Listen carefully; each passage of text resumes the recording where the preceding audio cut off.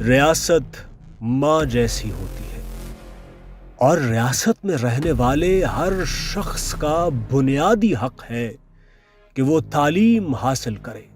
مساوی نظام تعلیم کا قیام ریاست کی ذمہ داری ہے۔ وسائل کی غیر مساوی تقسیم، قدیم تدریسی نظام، تشدد، کیا یہی ہے پاکستان کے تعلیمی زوال کی وجہ؟ کیا ان سہولیات کے پیش نظر پاکستانی طلبہ دنیا کے جدید تعلیمی تقاضوں کو پورا کر سکیں گے؟ ان تمام سوالوں کے جوابات کے لیے ہم بات کریں گے پروگرام تعلیمی نظام کی اہمیت۔ السلام علیکم ناظرین، انسان حیات کے ابتدائی درجے سے ترقی کر کے بہت سی تبدیلیوں سے گزرتا ہے اور مختلف رویے اور کلچر اپناتا ہے اور مخصوص اصول و ضوابط کے تحت اپنی زندگی کو سہل بناتا ہے۔ اس کو عام فہم میں نظام کہتے ہیں۔ اسی طریقے سے کسی بھی معاشرے کا تعلیمی نظام اس کے اچھے یا برے ہونے کی عکاسی کرتا ہے۔ پاکستان کے تعلیمی نظام کو بہت سے چیلنجز کا سامنا ہے، جس کے حوالے سے بہت سے ادارے کام بھی کر رہے ہیں۔ اسی حوالے سے بات کرنے کے لیے آج ہمارے اسٹوڈیوز میں موجود ہیں ڈاکٹر عامر محمود باجوہ صاحب، جو کہ لاہور گیریجن یونیورسٹی کے ادارہ علوم ابلاغیات کے ہیڈ آف ڈپارٹمنٹ کے طور پر اپنی خدمات سر انجام دے رہے ہیں۔ اس کے ساتھ ساتھ امریکہ سے ہمارے ساتھ موجود ہیں عبداللہ جعفری صاحب، جو کہ ڈائریکٹر ہیں دا سٹیزن فاؤنڈیشن کے، اور اس کے ساتھ کراچی سے ہمارے ساتھ موجود ہیں اسفند یار عنایت صاحب، جو کہ وائس پریزیڈنٹ ہیں دا سٹیزن فاؤنڈیشن کے۔ ان کو ویلکم کرتے ہیں۔ ڈاکٹر عامر محمود باجوہ صاحب سے میرا اگلا سوال ہے کہ سر، کون کون سے ایسے ریفارمز یا انیشیٹیوز ہیں جن سے ہم اپنی تعلیمی جو نظام ہے اس کو بہتر بنا سکتے ہیں، اس میں ترقی کر سکتے ہیں؟ میں سمجھتا ہوں کہ ہمارے ہاں تعلیم کے میدان میں جو سب سے بڑا ایک مسئلہ ہے وہ طبقاتی نظام تعلیم ہے۔ کہ یعنی کہ ہمارے ہاں دو قسم کی کلاسز ہیں اور ان کلاسز میں بہت واضح فرق ہے۔ وہ کلاسز ہیوز اور ہیوز ناٹ، یعنی کہ ایک وہ طبقہ ہے جو مراعات یافتہ طبقہ ہے اور دوسرا طبقہ جو ہے غیر مراعات یافتہ طبقہ ہے۔ اب اس میں یہ ہے کہ جو پریویلیج کلاس ہے ہمارے ہاں کی، ان کے پاس تو اپنے بچوں کو اچھی تعلیم دینے کے جو مواقع وہ بہت ہی اچھے، بہت آسان اور بڑے اچھے طریقے سے میسر ہیں۔ یعنی کہ ہمارے ہاں جو اسکول ہیں، انگلش میڈیم اسکول ہیں، پرائیویٹ جن کو ہم اسکولز کہتے ہیں، ان کا اگر آپ انفراسٹرکچر دیکھیں، ان میں جو اکوپمنٹ ہے وہ دیکھیں، اور انہوں نے جو اس میں ٹیچرز ہیں وہ انگیج کیے ان کو دیکھیں، تو ہمیں یہ پتہ لگتا ہے کہ وہ بڑا اس سے جو کوالٹی آف ایجوکیشن ہے اس کے اوپر بڑا فوکس کرتے ہیں۔ نہ صرف اس پہ فوکس کرتے ہیں بلکہ اس کو انشور بھی کرتے ہیں کہ کوالٹی آف ایجوکیشن کو جو ہے وہ کیسے یقینی بنایا جائے۔ بیسیکلی جو اسکول کی ایجوکیشن ہے وہ اتنی بنیادی تعلیم ہے کہ اگر وہ ہی ایک بچے کی بنیاد، جس کو ہم کہتے ہیں بیسک فاؤنڈیشن، وہ جو ہے وہ بناتی ہے، اور اسی کی بنیاد کے اوپر بچہ جو ہے نا آگے اپنے جو ہائر ایجوکیشن ہے اس کی طرف جو ہے وہ جاتا ہے۔ اگر اس کی بنیاد اچھی بنی ہوگی تو اس کے لیے ہائر ایجوکیشن کے تمام مراحل طے کرنا وہ بہت آسان ہو جاتا ہے۔ اگر اس کی بنیاد ہی کمزور ہوگی تو اس کے لیے بہت سارے پرابلمز جو ہیں وہ آگے کریٹ ہو سکتے ہیں، یعنی کہ ہم نے اس کا مستقبل جو ہے وہ بالکل تاریک کر دیا۔ بالکل۔ تو میں نے جیسے آپ کو بتایا کہ ہمارے ہاں دو طبقات ہیں، تو جو ہمارے ہاں غریب لوگ ہیں جن کے پاس اتنے پیسے نہیں ہیں بچوں کی فیس دینے کے لیے کہ وہ کہ اچھے اسکول میں ان کو جو ہے وہ تعلیم دلوا سکیں، تو اسی چیز کو مد نظر رکھتے ہوئے ہماری جو حکومت ہے پاکستان ہے انہوں نے اپنے طور پہ کچھ اقدامات تو لیے ہیں، لیکن میں سمجھتا ہوں کہ وہ اقدامات نہ صرف ناکافی ہیں بلکہ جو اسکول یہاں پہ حکومت پاکستان نے بڑا پیسہ خرچ کر کے اس کا جو انفراسٹرکچر ہے وہ بنایا، وہاں پہ نہ ہونے کے برابر مشینری جو ہے اکوپمنٹ ہے، ریلیٹڈ اکوپمنٹ جو کہ بچوں کو چاہیے ہوتا ہے، کمپیوٹر لیبز وغیرہ کے حوالے سے میں بات کر رہا ہوں، وہ بھی وہاں پہ انہوں نے دیا ہے۔ اور پھر جو فیکلٹی یعنی کہ ٹیچرز ہیں وہ اتنے معیاری نہیں ہیں، پھر تمام بڑی معذرت کے ساتھ، اور اگر یہ تمام چیزیں وہاں پہ موجود ہیں لیکن ان کو کوئی سپروائز کرنے والا نہیں ہے، کوئی ایسا چیک اینڈ بیلنس کا سسٹم نہیں ہے کہ وہ وہاں پہ اس چیز کو انشور کر سکیں کہ وہ جو اسکول انہوں نے بنائے ہیں اتنے زیادہ عوام کے ٹیکسز سے، ان کی آؤٹ کم کیا ہے، کیا ان کی پروڈکٹیو آؤٹ کم ہے یا نہیں ہے۔ تو یہ ایک بڑی بدقسمتی ہے کہ ہم اپنے یہاں پہ جو غریب طبقہ ہے اس کے بچوں کو وہ اعلیٰ تعلیم کے جو مواقع ہیں وہ میسر نہیں کر پا رہے ہیں. میں یہ سمجھتا ہوں کہ یہ عبداللہ جعفری صاحب اور ان کی جو ٹیم ہے یہ بڑی خراج تحسین کے مستحق ہے کہ ان کو کہ یہ اتنا ایک نوبل کام کر رہے ہیں اور اتنا امریکہ جیسے شہر میں بیٹھ کے ان کو اپنے ملک کے بچوں کا جو ہے وہ خیال ہے, اور جیسے بھی انہوں نے بتایا کہ یہ کوالٹی آف ایجوکیشن کو انشور کرتے ہیں. تو یہ ایک بہت ہی قابل تحسین بات ہے. اور دوسری ایک بات یہاں پہ میں ساتھ کرتا چلوں کہ جیسے ابھی عبداللہ جعفری صاحب نے کہا کہ ان کے اسکول سے پڑھا ہوا جو بچہ ہے اس میں اس کو نہ تو کسی ٹیوٹر کی ضرورت ہے نہ کسی اکیڈمی میں جانے کی ضرورت ہے, لیکن ہمارے ہاں جو اسکول سے فارغ ہوئے ہوئے بچے ہیں ان کی جو تعلیمی استطاعت ہے وہ نہ ہونے کے برابر ہوتی ہے. یعنی نہ تو ان کو لکھنا آتا ہے نہ ان کو پڑھنا آتا ہے, اور اسی وجہ سے پھر ان کے پیرنٹس جو ہیں وہ متبادل یعنی کہ کوئی اس کا طریقہ جو ہے وہ اپناتے ہیں, کوئی ٹیوٹر رکھ لیا اور یا کوئی کسی اکیڈمی میں بھیج دیا. اور اسی چیز کے پیش نظر آپ یہ دیکھیں کہ ہمارے ہاں جو ٹیوٹرز ہیں اور ہمارے ہاں جو یہ اکیڈمیز ہیں یہ ایک باقاعدہ طور پر مافیا کی شکل اختیار کر چکی ہیں. ٹھیک ہے نا, تو اس چیز کے اوپر ہمیں زیادہ فوکس کرنے کی ضرورت ہے کہ ہم یہ جو طبقاتی نظام تعلیم ہمارے یہاں رائج ہے اس کو ہم کس طرح سے, سب سے بڑا چیلنج جو ہے نا وہ یہ ہے کہ اس کو ہم کس طرح سے ایڈریس کر سکتے ہیں اور ہم اس کو کس طرح سے یہ یقینی بنا سکتے ہیں کہ ہم جو اپنا غریب کا ایک بچہ ہے اس کو بھی وہی اعلیٰ معیار تعلیم کے مواقع میسر کریں کہ جو ہم ایک مراد یافتہ طبقے کو دیتے ہیں. بہت اچھے سے, بالکل ٹھیک ہو گیا. اچھا سر, میرا سوال اسپند یار صاحب سے ہے. سر جس طرح ابھی ڈاکٹر عامر محمود باجوہ صاحب بات کر رہے تھے طبقاتی تعلیمی نظام کے حوالے سے, تو سر بتائیے گا کہ اس حوالے سے جو اس کی وجہ ہیں ان میں ایک وجہ یہ بھی ہو سکتی ہے کہ جس طرح جو پرائیویٹ سکولز کے ٹیچر ہیں ان کو سیلریز بہت اچھی دی جاتی ہیں جس کی وجہ سے بچے جو ہیں وہ بچوں کی جو تربیت ہے وہ بہت اچھے طریقے سے کرتے ہیں, جبکہ جو ہمارے دوسرے سکولز ہیں سرکاری سکولز اور دوسرے جو ہمارے ویلفیئر سکولز ہیں ان میں جو ٹیچرز ہیں ان کی سیلریز اتنی کم ہوتی ہیں کہ وہ بچوں پہ اس طریقے سے توجہ بھی نہیں دے پاتے. تو اس حوالے سے آپ کیا کہیں گے؟ دیکھیں اس میں علی ایک بہت امپورٹنٹ چیز ہے وہ یہ کہ سمجھنے کی کہ ہمارا جو نظام آج سے 30-40 سال پہلے جو تھا وہ تنزلی کا شکار, میں حکومت کے حوالے سے بات کر رہا ہوں کہ 1980 کی جو دہائی جب شروع ہوئی تھی تو اس وقت جو ہے وہ لگ بھگ 3000 پرائیویٹ سکولز تھے پورے پاکستان کے اندر. آج جو ہے وہ 1 لاکھ سے اوپر پرائیویٹ سکولز جو ہیں وہ کام کر رہے ہیں. میرے پاس ابھی ایگزیکٹ اس کے فگرز نہیں, لیکن یہ نمبر 1 لاکھ سے ڈیفینیٹلی اوپر ہے.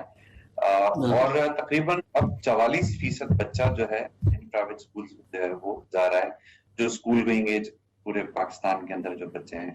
سو حکومتی اسکولوں سے جو ہے وہ گورنمنٹ اسکولوں سے جو ہے وہ بچے نکل رہے ہیں اور جہاں پرائیویٹ اسکول ہوتے ہیں, کیونکہ اور جو دوسرا مسئلہ ہے کہ جب ہم پرائیویٹ اسکول کی بات کرتے ہیں تو ہمارے ذہن میں ہمیشہ یہ آتا ہے کہ شاید پرائیویٹ اسکول جو ہے وہ کوئی بڑا جہاں پہ 20-25 ہزار ماہانہ جو ہے فیس ہے اس میں بچے جا رہے ہیں, یا 15,000 فیس ہے یا 50,000 فیس ہے.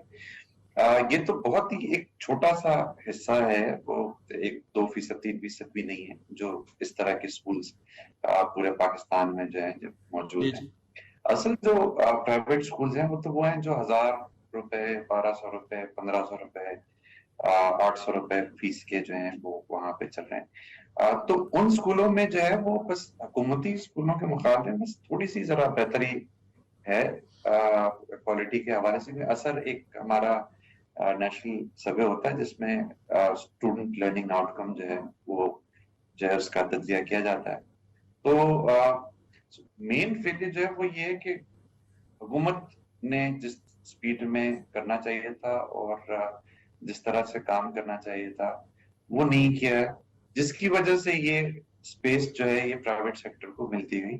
اگر بالکل حکومتی اسکول صحیح چلتے رہتے تو یہ سپیس ملتی نہیں. It was the private schools Covid سے پہلے تک کے میرے پاس جو اسٹیٹس تھے وہ یہ تھے کہ فاسٹسٹ گروئنگ انڈسٹری تھی पाकिस्तान के अंदर कोई भी इंडस्ट्री इतनी तेजी से ग्रो नहीं करनी थी जितनी तेजी से प्राइवेट स्कूल। क्वालिटी अलग चीज है, उसको अगर बाला ताक रखा जाए तो ये मसला जो है वो बहुत परवेसिव जो है वो अक्रॉस पाकिस्तान जो है मौजूद है, और जब तक गवर्नेंस बेहतर नहीं होगी ये नहीं ठीक हो सकता। और अभी के जो मौजूदा माहौल है उसमें मैं ये समझता हूँ कि न अकेली हुकूमत कुछ नहीं कर सकती, अकेले प्राइवेट इदारे कुछ नहीं कर सकते, ये मिल के जब तक साथ पार्टनरशिप्स नहीं होंगी मेरा नहीं ख्याल कि ये मसला जो है जल्द हल हो सकता है। बिल्कुल ठीक हो गया। अब्दुल्ला जाफरी साहब से मेरा अगला क्वेश्चन होगा कि जैसे हमारे वालिदैन जो हैं वो प्रेफर करते हैं कि हम अपने बच्चों को प्राइवेट स्कूल्स में पढ़ाएं, तो तालीमी इंतजामात के हवाले से प्राइवेट और सरकारी स्कूल में क्या ऐसा फ़र्क है कि वालिदैन इस चीज़ पर बहुत तवज्जो देते हैं कि हमारे बच्चे जो हैं वो प्राइवेट स्कूल्स में जाएं? वहाँ पर हालांकि फ़ीस भी बहुत ज़्यादा होती हैं, लेकिन उसके बावजूद वो चाहते हैं, उनकी ख्वाहिश होती है कि वो अपने बच्चों को प्राइवेट स्कूल में पढ़ाएं। तो ऐसा क्या फ़र्क है कि वालिदैन की इंटेंशन जो है वो प्राइवेट स्कूल की तरफ ज़्यादा होती है? देखिए, मैं आपको जो मेरे अपने मुशाहिदात हैं मैं वो आपसे शेयर कर सकता हूँ। हमने चंद साल पहले पंजाब गवर्नमेंट TCF को कोई 250 के करीब स्कूल्स दिए मैनेज करने के लिए। तो जब वो स्कूल्स TCF ने लिए एक मुआहदे के तहत, तो मैं पंजाब गया और मैं उनमें से कुछ स्कूलों में मैंने विजिट किया। तो आप यकीन कीजिए कि जिस स्कूल में रिकॉर्ड के अंदर एनरोलमेंट 200 थी, वहाँ बुनियादी तौर पे खाली 30 बच्चे आ रहे थे। तो मैं उस लोकेलिटी के माँ बाप से भी मिला मैं, तो माँ बाप ने ये बताया, आप देखिए जबकि स्कूल के अंदर टीचर ही नहीं होगा तो हम बच्चे क्यों भेजें। और जब वो सब एक वैक्यूम है तो उसको वैक्यूम को फिल कर रहा है प्राइवेट स्कूल। जिस तरह के अभी इसफंदियार साहब ने कहा कि 3000 स्कूल प्राइवेट थे, अब 1 लाख से ऊपर है।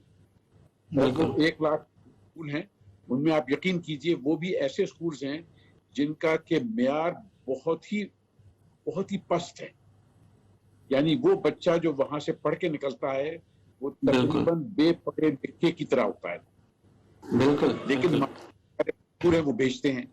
और बाकी जो पाकिस्तान चंद बहुत यानी मशहूर प्राइवेट स्कूल्स हैं, वो हर शख्स वहां बच्चा भेज नहीं सकता, उनके पास इतने पैसे ही नहीं होते। लेकिन मुझे अफसोस इस बात का है कि उन स्कूलों में भी जो बच्चे जा रहे हैं उनको शाम को ट्यूशन की जरूरत पड़ती है। तो मैं गुस्ताखी मेरी गुस्ताखी माफ, लेकिन मैं समझता हूं कि हमारा एक बहुत ही एक्यूट मॉरल डिके हुआ है, और मॉरल डिके की वजह से वही स्कूल में नहीं पढ़ाते, पर वही टीचर शाम को बच्चों को पढ़ाते हैं। उसमें 2 पहलू हैं कि उनकी भी अपनी एक जरूरत है आमदनी की, लेकिन वो आमदनी अब एक बिजनेस बन गई है। और वो जिस तरह के अभी डॉक्टर साहब ने फरमाया था कि ये एक तकरीबन एक माफिया सा बन गया है। बिल्कुल ऐसे है।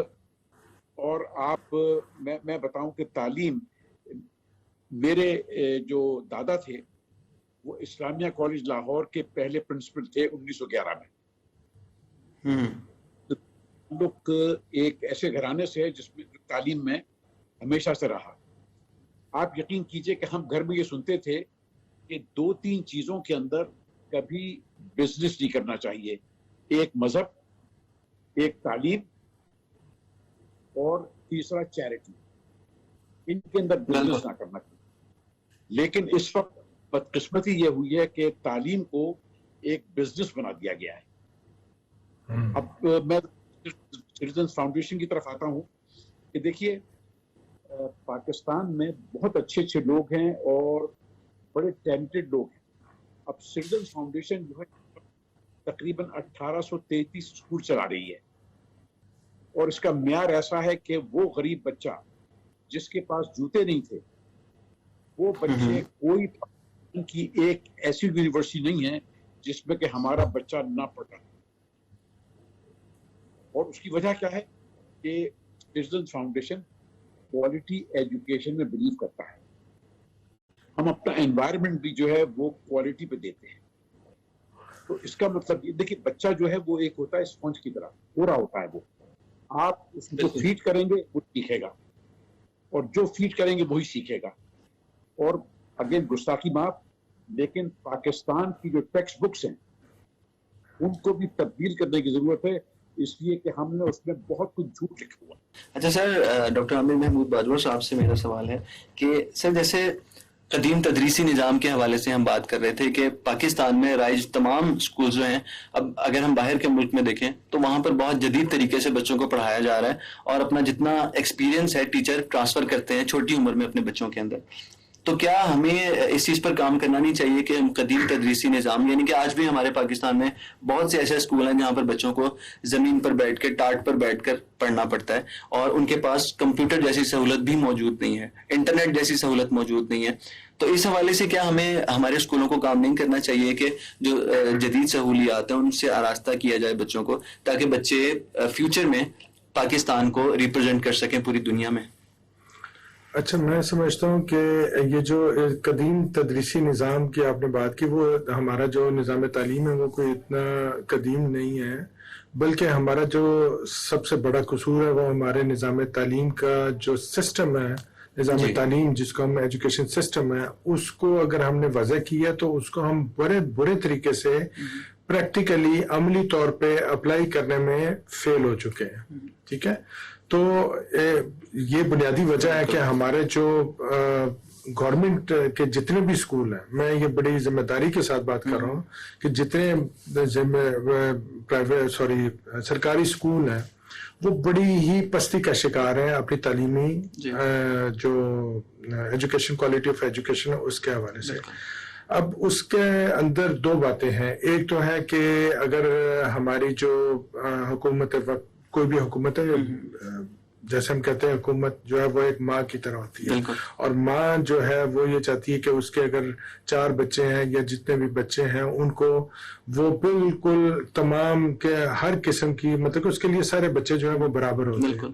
وہ یہ نہیں کہتی کہ میں نے اپنے اس بیٹے کو جو ہے وہ بہت اعلیٰ تعلیم دلوانی ہے, اس کو میں نے مزدور بنانا. وہ کہتی ہے کہ میرے جتنے بچے ہیں وہ اپنا, جو پیرنٹس ہیں ان کا یہ رول ہوتا ہے کہ وہ اپنا پیٹ کاٹ کے اپنے خون پسینے کی کمائی سے, یعنی کہ وہ پہلے اپنے بچوں کی تعلیم پہ پیسہ جو ہے وہ لگاتے ہیں. اور ہمارے جو یہاں کے والدین ہیں, خواہ وہ ان پڑھ والدین ہیں یا پڑھے لکھے والدین ہیں, ان میں کم از کم یہ شعور بہت ہی اچھے طریقے سے موجود ہے کہ انہوں نے اپنے بچے کو اعلیٰ تعلیم دلوانی ہے.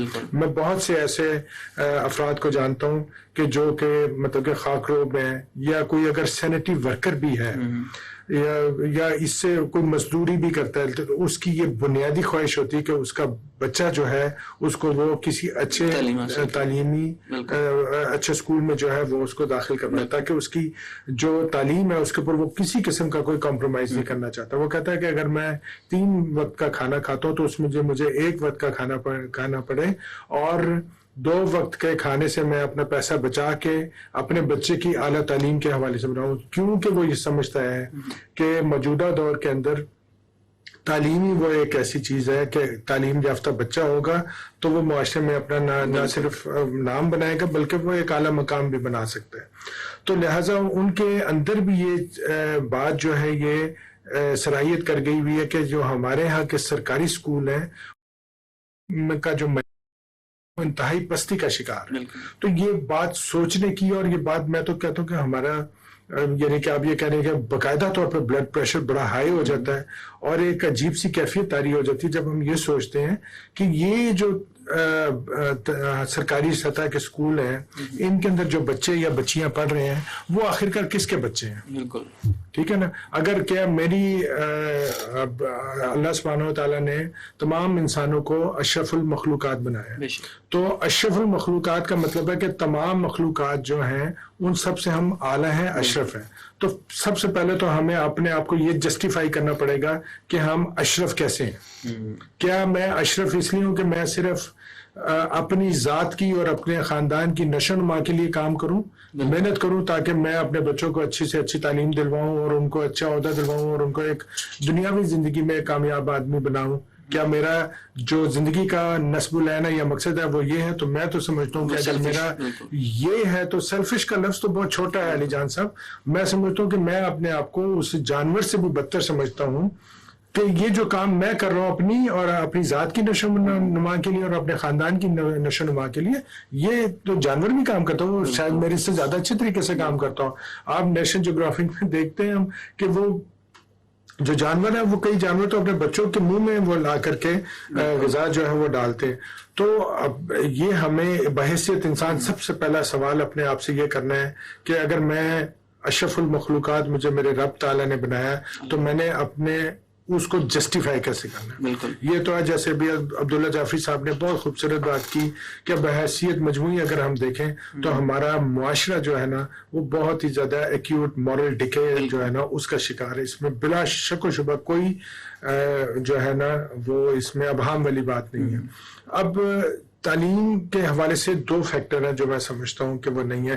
پرائیویٹ اسکول کی تعلیم اعلیٰ تعلیم کیوں کہلاتی ہے؟ اس لیے کہ وہاں پہ چیک اینڈ بیلنس کا جو ہے نا وہ بڑا ہی ایک اسٹرکٹ جو سسٹم ہے وہاں پہ وہ موجود ہوتا ہے. وہ چونکہ سیٹ کا ہوتا ہے, اس کا اپنے پیسے لگے ہوتے ہیں, تو وہ کسی کی بھی قسم پہ کوئی کمپرومائز نہیں کرتا. لیکن اگر ہم سرکاری سطح کے اسکولوں کو دیکھیں نہ تو جو ٹیچر ہے وہاں پہ اس کو اپنی ذمہ داری کا احساس ہے.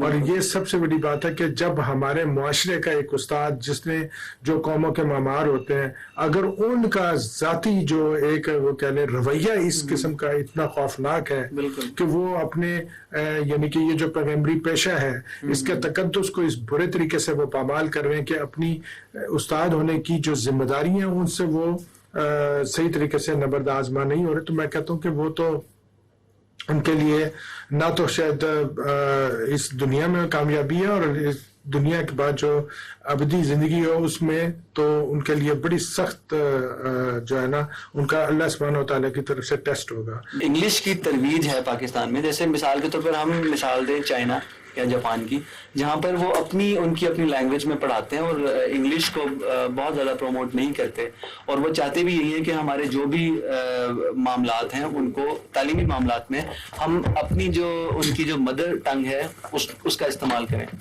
تو آپ کو کیا لگتا ہے کہ ہمارے یہاں پر تعلیمی نظام مزید بہتر ہو سکتا ہے اگر ہم اردو کی ترویج کریں انگلش کی ترویج کے بجائے؟ جی, آپ کو یہ سن کے خوشی ہوگی کہ اردو جو ہے وہ ہمارے ہاں as a language of instruction جو ہے وہ پڑھایا جاتا ہے, اور انگریزی جو ہے وہ ایز اے سبجیکٹ جو ہے وہ پڑھایا جاتا ہے. اور اس کی وجہ یہی کہ ہمارا ماننا یہی ہے کہ بچہ جو ہے وہ زیادہ بہتر, اس کی جو کنسپچل نالج جو ہوتی ہے وہ زیادہ بہتر ہوتی ہے جب اس کو اس کی مادری زبان میں یا اس زبان میں جو زبان زد عام ہے اس علاقے کے اندر. تقریباً 70 سے 75% پاکستانی جو ہیں وہ اردو بول لیتے ہیں اور سمجھ لیتے ہیں. تو اس وجہ سے ہم نے اردو کو ہی رکھا ہے اپنا تعلیم کا نظام کا حصہ بنا کے رکھا ہے. لیکن ہم نے کچھ ابھی پائلٹ پروجیکٹس کیے ہیں جہاں پہ ہم نے نہ صرف سندھی, یہ انٹیریئر سندھ کے اندر جو ہے ہم کر رہے ہیں اس کا, تو نہ صرف ہم سندھی بلکہ وہاں کی ایک لوکل ڈاٹکی زبان ہے. پہلے ڈاٹکی میں بچوں کو پڑھایا جاتا ہے ڈاٹکی سے, کیونکہ ایک بچہ جس نے 5 سال کی عمر تک ڈاٹکی کے علاوہ کوئی زبان نہیں سنی ہے اور ایک دم سے جب وہ کلاس میں داخل ہو اور اس کے ساتھ ایک بالکل اجنبی زبان ہو تو وہ گھبرا جاتا ہے. اور اسی وجہ سے بعض دفعہ بچے اسکول سے ڈرتے ہیں, بھاگتے ہیں کہ ان کو ایک بہت ہی اجنبی ماحول میں جو ہے وہ ڈال دیا جاتا ہے. تو ڈاٹکی زبان سے پھر وہ سندھی زبان میں ٹرانزیشن ہوتا ہے, اور سندھی سے جو ہے وہ اردو, اور پھر اردو کے ساتھ پھر انگریزی. تو اگین انفارچونیٹلی ایجوکیشن کا جسٹیشن پیریڈ بڑا لمبا ہوتا ہے, تو اس میں چیزوں کو ثابت کرنے میں بہت کئی سال کی آپ کو جو ہے وہ ریسرچ چاہیے ہوتی ہے. لیکن دنیا بھر میں یہ بات ثابت ہو چکی ہے کہ بچہ زیادہ بہتر جو ہے وہ اسی زبان میں سیکھتا ہے جس زبان میں اس کو اس طرح سے اس کو جو ہے وہ تھوڑی سی کیا کہتے ہیں کمان حاصل ہو. بالکل بالکل ٹھیک. اچھا سر، ابھی پروگرام میں اشرف سہیل صاحب نے ہمیں جوائن کیا ہے، جو کہ ایک جرنلسٹ ہیں اور تعلیمی معاملات کے حوالے سے گہری نظر رکھتے ہیں. ان سے ایک تو ان کا ویلکم کرتے ہیں اور دوسرا ان کو پروگرام میں شامل کرتے ہیں. سر آپ سے سوال کروں گا کہ جیسے آپ فیلڈ میں بہت زیادہ آپ کا کام ہوتا ہے، لوگوں سے لنکس ہوتے ہیں، تو سر بتائیے گا کہ اسکول جو تعلیمی معاملات ہیں اسکولس کے، اس حوالے سے این جی اوز کیا کام کر رہی ہیں؟ آپ بہت سی این جی اوز سے آپ کی ملاقات ہوتی ہوگی، بہت سی این جی اوز سے آپ کا رابطہ ہوگا، تو اس کی بہبود کے لیے این جی اوز کیا کام کر رہی ہیں تعلیمی نظام کے؟ جی بہت شکریہ، اور ایک تو بہت معذرت تاخیر سے آنے کی بھی، بہت مسائل کچھ ایسے بن گئے. بہرحال این جی او جو سے ان کا ایک بڑا ایک وائٹل رول ہے، بڑا اہم کردار ہے، اور ایجوکیشن سیکٹر میں خاصا ان کا رول ہے. لیکن اس سے پہلے میں ایک بات کو بتا دوں کہ تعلیم ہے اور جو ہیلتھ ہے، ایجوکیشن اینڈ ہیلتھ، ایکچولی یہ ایک ریاست جو ہے اس کی بنیادی ذمہ داری ہے کہ وہ اپنے شہریوں کی تعلیم اور صحت کا جو ان کے جو رائٹس ہیں ان کو پروٹیکٹ کرے. لیکن پاکستان کے ساتھ جو پرابلم رہا ہے شروع دن سے کہ ہماری جو ڈائریکشن ہے اس میں بڑی ڈائیورشن رہی ہے، ہم بڑے اسکیٹرڈ رہے ہیں خاص طور پر لیڈرشپ کے پوائنٹ آف ویو سے. تو اس وجہ سے یہ دونوں جو پہلو ہے بری طرح سے سفر ہوئے، ہیلتھ بھی اور ایجوکیشن بھی.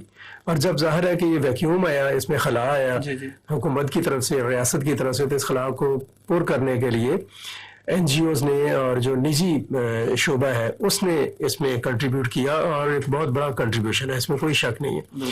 این جی اوز نے اپنے لیول کے اوپر نہ صرف یہ کہ تعلیم کی اہمیت جو ہے اس کا جو احساس دلانے کے لیے لوگوں میں بہت سارا کام کیا ہے.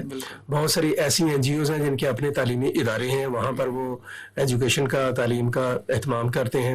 اور جیسے میں نے آپ سے ابھی آپ کا ذکر کیا میں نے کہ جو ہمارا پرائیویٹ سیکٹر ہے اس کا بہت بڑا کنٹریبیوشن ہے ایجوکیشن میں، دینی تعلیم میں بھی اور یہ ہماری جو دنیاوی جسم کہتے ہیں اس میں بھی.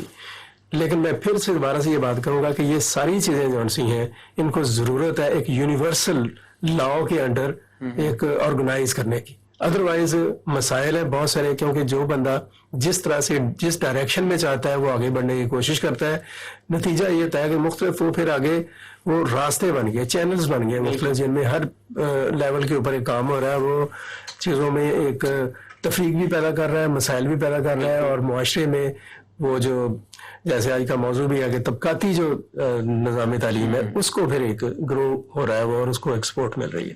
اس کے اوپر کام کرنے کی بات. بالکل ٹھیک، بالکل ٹھیک سر. اچھا عبداللہ جعفری صاحب سے میرا سوال ہے کہ سر جس طرح دیہی علاقے ہیں پاکستان کے اور وہاں پر تعلیمی نظام بہت ویک ہے، تو جس طرح پرائیویٹ سکولز ہیں وہ پاکستان کے جو پوش علاقے ہیں وہاں پر بہت زیادہ ان کی کوشش ہوتی ہے کہ وہاں پر ہم اسکول سسٹم اپنی سیریز آف سکولز بنائیں، کیونکہ وہاں سے ان کو پتہ ہے کہ ریونیو بہت زیادہ جنریٹ ہوگا ان کا. تو کیا اسی طریقے سے دیہی علاقوں میں بھی ہمارے جو اسکول سسٹمز ہیں، ہمارے جو ادارے ہیں وہ کام کر رہے ہیں کہ وہاں پر بھی بچوں کی تعلیم اتنی ضروری ہے جتنی پوش علاقوں میں ہے؟ جی ہاں، دیکھیے ہمارے تو سٹیزنز فاؤنڈیشن کے جو زیادہ تر سکولز ہیں وہ تو دیہی علاقوں میں ہیں. جی جی. اور یہ بڑی بدقسمتی ہے ان بچوں کی جو کہ دیہی علاقوں میں رہتے ہیں کہ وہاں تو جو میں سکولز دیکھ کر آیا، سرکاری سکولز، یہ ایک کہاوت نہیں ہے بلکہ میں نے اپنی آنکھوں سے دیکھا ہے کہ وہ اسکول کی عمارت اسکول کے علاوہ ہر چیز کے لیے استعمال ہو رہی تھی. یہ بہت اچھی بات کی آپ نے، بہت اچھی بات کی آپ نے. بالکل ایسے ہی ہے کہ اسکول کی عمارت اسکول کے علاوہ ہر چیز کے لیے استعمال ہو رہی ہے. یہ بہت بڑی ہے، سارا کچھ ہے. اگر میں پاکستان کا ایجوکیشن منسٹر ہو جاؤں تو میری پہلی یہ ہوگی کہ میں ایک بہت ہی crash extensive teachers training program کرواؤں گا میں، کیونکہ ہمارے ہاں جو ایک ٹیچر ہے جو وہ پڑھا رہا ہے اس کی اپنی کانٹیننٹ نالج جو ہے پنجاب میں 40% اور سندھ کے اندر از پرابلی 30%. تو جو پڑھانے والا اسی کو نہیں معلوم کہ اس کے مطابق وہ جانتا نہیں ہے، تو آپ سمجھ سکتے ہیں کہ اس کا نتیجہ کیا ہے. ہمارے یہاں فاؤنڈیشن میں اٹ از مینڈیٹری اور ہر ٹیچر کی ایویلویشن ہوتی ہے کہ اس کی content knowledge should be better than 98%. بالکل. لیکن عبداللہ جعفری صاحب آپ کی بات بڑی ہوتی ہے. میرا آپ سے یہاں پہ ایک سوال ہے. آپ تو اس چیز کو اپنے طور پہ انشور کر لیتے ہیں. ہمارے ہاں یہ ہے کہ جیسے ابھی علی جان صاحب نے کہا کہ جو دیہی علاقے کے اسکول ہیں وہاں پہ معیار تعلیم ہے وہ بنسبت شہری آبادی کے وہ انتہائی پستی اور تنزلی کا شکار ہے. اور ابھی اس کو جیسے انڈورس بھی کیا آپ نے کہ اسکول کی عمارت پڑھانے کے بجائے ہر کسی دوسرے کام کے لیے استعمال ہوتی ہے. وہاں کا جو ٹیچر ہے وہ ٹیچر اس علاقے سے یہ ہوتا ہے, اس کی جو وہ گرومنگ ہے وہ بالکل اسی طرح سے, یعنی کہ جو گاؤں کا ایک ماحول ہوتا ہے اسی میں ہی ہوتی ہے, اور وہ وہیں پہ ٹیچر جو ہے وہ تعینات ہو جاتا ہے. جبکہ ایک اگر ہم کمپیریزن کریں ایک دو ٹیچر کا یا دو نوجوانوں کا کمپیریزن کریں کہ ایک شخص جو ایک نوجوان جو ہے جس کی جو تعلیم اور تربیت ہے وہ شہری علاقے میں ہوئی ہے اور دوسرے شخص کی جو تعلیم اور تربیت ہے وہ ایک گاؤں یا دیہی علاقے میں ہوئی ہے, تو ان کے بولنے میں, ان کے کام کرنے میں, ان کے یعنی کہ اپیرنٹ جو ڈریس ہے اس میں دونوں میں بڑا واضح فرق ہمیں جو ہے وہ نظر آتا ہے.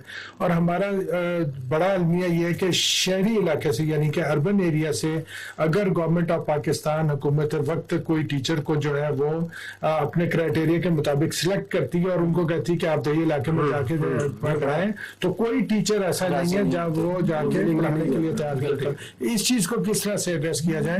میں سمجھوں گا کہ یہ اگر ہمیں اس کا جواب دیں سہیل اشرف صاحب, چونکہ یہ بنیادی طور پر بڑے سیزنڈ اور سینئر جرنلسٹ ہیں, تو آپ کی کیا رائے ہے اس حوالے سے؟ بلکہ سزا کے طور پر بھیجا جاتا ہے ان کو, سزا کے طور پر بھیجا جاتا ہے. جی بالکل, سزا کے طور پر بھیجا بھی جاتا ہے اور جس کو بھیجا جاتا ہے وہ اس کو سزا کے طور پر لیتا بھی ہے اور جانے کے لیے بھی تیار نہیں ہوتے ہیں. وہ بڑی ہی امپورٹنٹ اور اہم بات کی ہے سر آپ نے کہ میں آپ کو یہاں پہ تھوڑا سا نا ایک بتاؤں کہ پرابلم کیا ہے.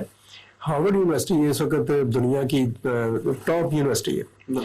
وہ جو سرٹیفکیٹ دیتے ہیں نا, جو ڈگری جاری کرتے ہیں, اس پر باقاعدہ لکھتے ہیں کہ اس کی جو ہے نا ایکسپائری ڈیٹ وہ 5 سال کے لیے. اچھا, مطلب یہ ہے کہ یہ جو ہم نے پڑھایا ہے آپ کو, اس کو آپ کے لیے ہم نے آپ کے سپرد کیا ہے 5 سال کے لیے. 5 سال کے لیے آپ کو ریفریشر کورس کی طرف جانا پڑے گا, اپڈیشن کرنی پڑے گی. آپ کی جو نیڈ آف ٹائم ہے اگر آپ اس کو میچ نہیں کرتے ہیں تو آپ بری طرح سے فلاپ ہو جائیں گے. بالکل آپ نے جو بات کی یہ بالکل اسی چیز کی عکاسی کر رہی ہے. ہمارے ساتھ پرابلم یہ ہے کہ جس ٹیچر نے آج سے 20 سال پہلے بی ایڈ کیا یا ایف اے کر کے وہ ٹیچنگ میں آ گئے, یا جس نے میٹرک کیا, اس کو حکومت کی طرف سے ڈنڈے کے ساتھ کوئی ریفریشر کورس کرا لیا گیا تو کرا لیا گیا. ادروائز شاید انہوں نے اپنی بھی کتابیں دوبارہ کامنلی, میں زیادہ بات ہو سکتا ہے بڑے اچھے لوگ بھی ہیں, بڑے لرنڈ بھی ہیں, لیکن ایسے لوگ ان میں سے میجورٹی ہماری یہ ہے کہ ہم اپنی جو نیڈ آف ٹائم ہے, جو پیسج آف ٹائم کے ساتھ ہم موو نہیں کرتے ہیں, ہم کہیں پیچھے کھڑے ہوتے ہیں. بالکل, اور جو ریکوائرمنٹس ہوتی ہیں وہ بہت ہی لیٹسٹ ہوتی ہیں, اور جو نئی نسل آ رہی ہوتی ہے اس کو جس چیز کی ضرورت ہوتی ہے ہم پھر اس کو پرووائڈ نہیں کر پاتے ہیں. ایک تو یہ پرابلم ہے. دوسری جو بات اپنی کی سرکاری سکولز کی, اگر آپ کسی بھی سرکاری سکول کا وزٹ کر لیں, کسی بھی سرکاری سکول کا, اس کی عمارت کو اگر آپ دیکھیں تو اچھا ایریا ہے, اس کا بلڈنگ بھی بنی ہوئی ہے, فرنیچر بھی ہے, لیکن وہی والی بات جو جعفری صاحب نے بھی کہی اور اس کو انڈورس کیا باجوہ صاحب نے بھی, اور میں بھی اس کو یہ بات کہوں گا کہ سوائے تعلیم کے اور سوائے طالب علم کے وہاں پہ سب کچھ ہوتا ہے. ٹیچر جو ہوتا ہے وہ منشی کے طور پہ بیٹھا ہوتا ہے, وہ ڈیرے کا کام کر رہا ہوتا ہے, جاگیردار کی بھینسوں کا حساب تھا یا اس کے کھال میں لولے کا حساب لگا کے بیٹھا ہوتا ہے, اسکول کے اندر مویشی باندھے. تو یہ میں نے جو بنیادی بات شروع میں نے آپ سے کہا کہ یہ ایکچولی ڈیوٹی ہے, ذمہ داری ہے اسٹیٹ کی. ہم تو اپنے آپ کو دیکھیں کتنا بڑا کلیم ہے, آئین میں لکھا ہوا ہے اسلامی جمہوریہ پاکستان, یعنی ہم اسلام کے ساتھ بھی اپنی ایفیلیشن کو بڑا دعویٰ کرتے ہیں اور جمہوریت کے ساتھ بھی, اور دونوں جو ایلیمنٹس ہیں وہ ہمارے ریفلیکٹ ہونے چاہیے ہمارے ایجوکیشن سسٹم میں. وہاں پر نہیں ہوتے ہیں, وہاں پہ بالکل ان کا برا شرح برا حال ہے.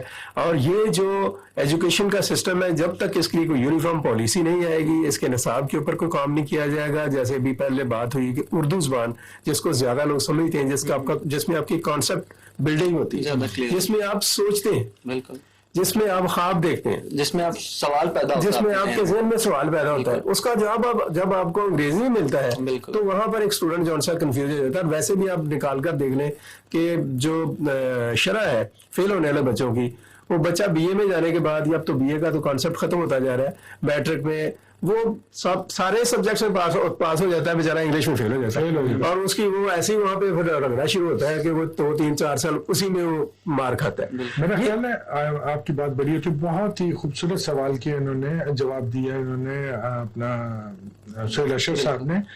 میں سمجھتا ہوں کہ جیسے انہوں نے کہا کہ ہمارا جو بچہ ہے وہ خواب بھی یعنی کہ اردو میں اپنی مادری زبان میں دیکھتا ہے. اگر آپ اس کی ذرا تھوڑی سی گہرائی میں جائیں تو یہ بڑی ایک اچھی اور خوبصورت بات ہے.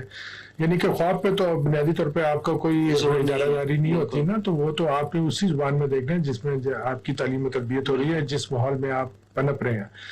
میں اس کا زیادہ اچھا اور مزید بہتر سوال میرا خیال ہے عبداللہ جعفری صاحب سے پوچھیں, کیونکہ انہوں نے ایک تو وہ پاکستان میں بھی انہوں نے بڑا اپنی جو زندگی کا بیشتر حصہ جو یہاں پہ بھی گزارا, وہ امریکہ میں ہے اور وہاں پہ رہ کے اور تعلیم کے جو ایک سسٹم ہے اس کے ساتھ جو ہے بڑی کنسسٹنسی کے ساتھ انہوں نے اپنے آپ کو اس میں شامل کیا ہوا ہے. تو یہ جو اردو میڈیم اور انگریزی میڈیم کا یہاں پہ جو تضاد ہے, اس کو ہم اپنے لیول کے اوپر کس طرح سے کور اپ کر سکتے ہیں؟ دیکھیے, میرا اپنا خیال یہ ہے کہ آپ ہمارے ہمسایہ ملک ایران کو دیکھیے. ایران میں ان کا جو میڈیم آف انسٹرکشن وہ فارسی ہے. ایران کے اندر ایک پروگرام ہوا کرتا تھا سپاہ دانش, جس میں کہ وہ یونیورسٹی کی ڈگری اس وقت دی جاتی تھی جبکہ وہ دیہی علاقوں میں جا کے 2 سال بچوں کو پڑھاتا تھا. وہ اسلامی ملکوں میں Iran is one of the highest education level جو ہے, خاص طور پہ عورتوں کا, وہ ایران میں ہے.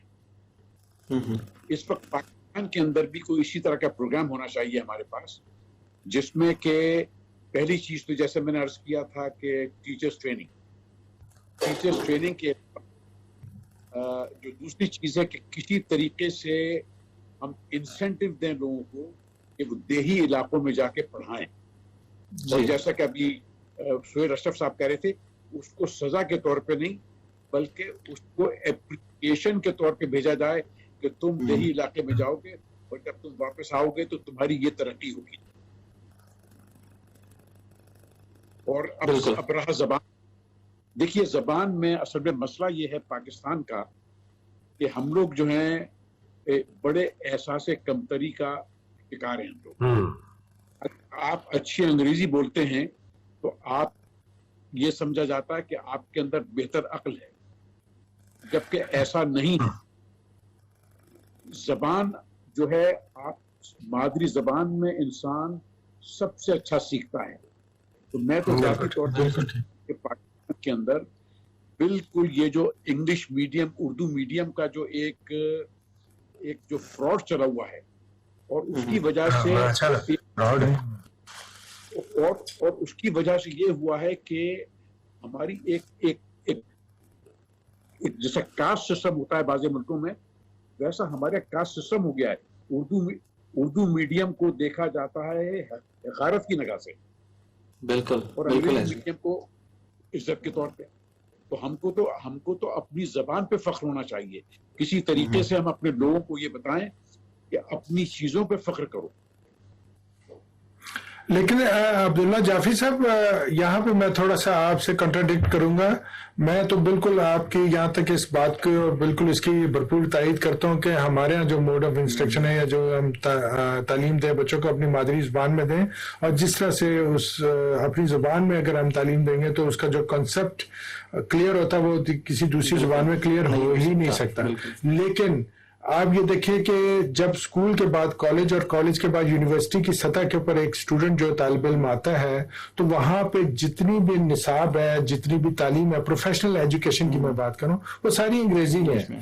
تو اگر انگریزی میں ہم اس کو بالکل لا تعلق کر دیتے ہیں اسکول کی سطح پہ, تو اس کے پاس تو وہ بالکل جب پروفیشنل ایجوکیشن میں یعنی کہ یونیورسٹی لیول پہ آئے گا, کسی میڈیکل کالج میں جائے گا, انجینئرنگ یونیورسٹی میں جائے گا یا کمپیوٹر کی تعلیم حاصل کرے گا, تو وہ ساری ساری کی ساری تعلیم جو ہے وہ انگریزی کے اندر ہے. تو یہ بہت بڑا ایک چیلنج ہے کہ جس کو میٹ کرنے کے لیے ہم یہ مجبور ہیں اپنے نصاب تعلیم میں انگریزی پہ زیادہ توجہ دینے کا. اس مسئلے کو ہم کس طرح سے میں ذرا اس کو جی چلیں بات کر رہے ہیں.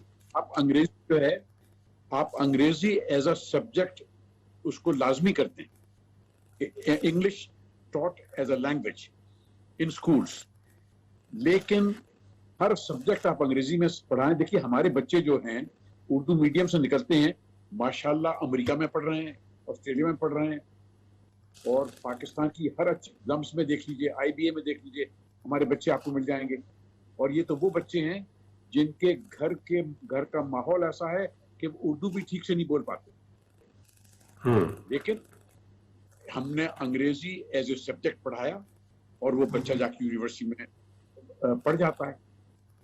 لیکن اب یہ یعنی سلسلہ رکھنا کہ جی وہ انگلش میڈیم رکھا جائے, تو انگلش میڈیم رکھنے کی وجہ سے جو بچہ ٹھیک سے اردو نہیں بول پاتا اس کو آپ انگلش میڈیم میں ڈال کے اس کے لیے اور مشکلات پیدا کر رہے ہیں, کیونکہ وہ جب گھر جاتا ہے تو گھر کا ماحول تو ایسا ہے کہ وہاں وہ اردو بھی ٹھیک سے نہیں سمجھتے. سر بہت شکریہ آپ کے وقت کا. عبداللہ جعفری صاحب ہمارے ساتھ موجود تھے, اسفند یار صاحب ہمارے ساتھ موجود تھے, اور اس کے ساتھ ساتھ ہمارے اپنے لاہور گیریجن یونیورسٹی کے اسٹوڈیوز میں عامر محمود باجوہ صاحب موجود تھے, اشرف سہیل صاحب موجود تھے. سر آپ لوگوں کا بہت بہت شکریہ آپ کے وقت کا, اور اگلے پروگرام میں ایک نئے ٹاپک کے ساتھ دوبارہ آپ کے سامنے حاضر ہوں گے. تب تک کے لیے اللہ حافظ. ریاست ماں جیسی ہوتی ہے اور ریاست میں رہنے والے ہر شخص کا بنیادی حق ہے کہ وہ تعلیم حاصل کرے. مساوی نظام تعلیم کا قیام ریاست کی ذمہ داری ہے. وسائل کی غیر مساوی تقسیم, قدیم تدریسی نظام, تشدد, کیا یہی ہے پاکستان کے تعلیمی زوال کی وجہ؟ کیا ان سہولیات کے پیش نظر پاکستانی طلبہ دنیا کے جدید تعلیمی تقاضوں کو پورا کر سکیں گے؟ ان تمام سوالوں کے جوابات کے لیے ہم بات کریں گے پروگرام تعلیمی نظام کی اہمیت